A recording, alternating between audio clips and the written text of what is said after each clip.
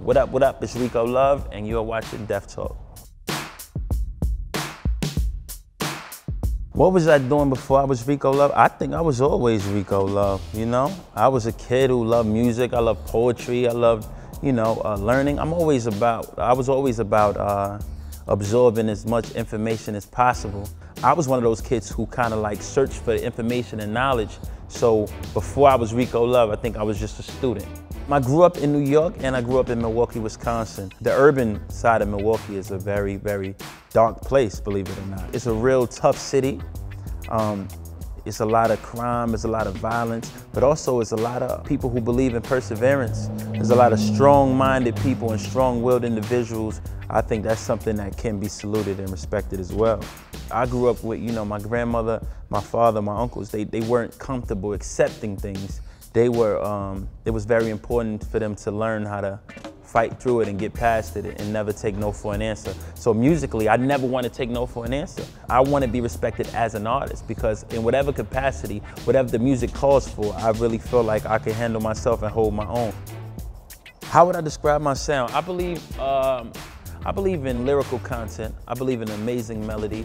I believe in saying things that aren't said. I think that I have a way of diving into these particular subjects in ways they haven't been said before. But if we could describe the actual sound, it's a fusion of hip hop, R&B, soul, folk, even when you listen to the album, Turn the Lights On, which is in stores May 19th. It's just so many different sounds. I would want to say that my music is like a melting pot. That's how I would describe my sound, My album really is a journey about what happened to me when I became successful. I want to evoke emotion.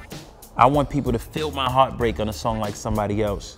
I want people to feel feel how it felt for me to be successful and to make it on a song like Happy Birthday. I want you to have a great time. I want you to feel, but I also want to challenge you and I want you to exercise your mind.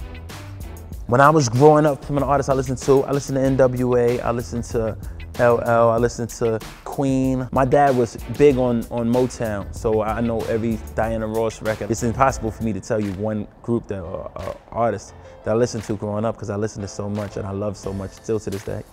I like to create music from scratch because I like to strip everything down. I take everything out and just hit a bass line sometimes. I just take Rhodes and just kind of take everything out, strip it down and hear that and write to it and build the music around afterwards. I really listen to the chord progression first. I really understand that inside of the chord progression, the melody lives. Inside the string, I can hear a lyric. Inside, when I hear that snare hit, I can hear the pocket and the syncopation. So when I'm listening to the music, I kind of like become it. And I know that sounds really cheesy, but I think that's the truth. That's the best way I can describe it. My process is really understanding how to create a great melody. I wrote records like There Goes My Baby. I wrote records like Motivation for Kelly Rowland and Sweet Dreams for Beyonce. Those are just like examples of soulful records that I've written that I feel like the melody was kind of hidden inside of the chords and finding a way to weave the melody inside, in and out of the chords and music. I love what I do. I'm hungry for what I do. I'm thinking of ideas all day long, innovative ideas. I love awards. I love being able to get my music to the people and be recognized for that. It's better than money. I feel like when people do anything for safety and security, they fall out of love with it. I'm surrounded by people who don't even have a passion for what they do, and that effort shows. Don't do it for the money. If there's any other reason besides the fact that you love it, you're in the wrong business and you're doing it for the wrong reasons. I want to be, when guys in a barbershop and they arguing about who's the greatest songwriter of all time, is it Babyface, is it Marvin Gaye, is it Quincy Jones, or is it Rico Love? That's why I do it.